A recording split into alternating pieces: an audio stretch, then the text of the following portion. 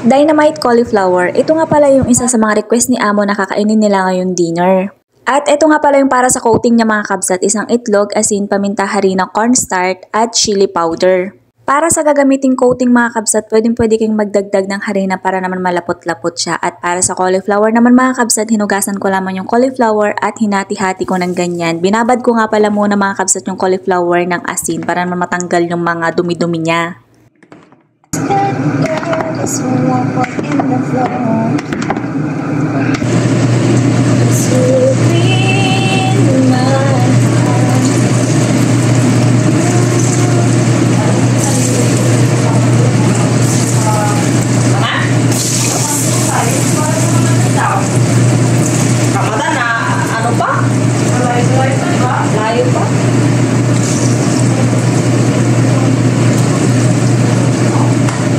At para sa sauce naman ng Dynamite cauliflower mga kabsat, mayonnaise, ketchup, tapos hot sauce mga kabsat. Dapat marami yung hot sauce niya kasi nga naman Dynamite to mga kabsat, dapat maanghang. At pagkatapos ko nga palang prinito yung cauliflower mga kabsat, minix ko na nga rin pala yung sauce.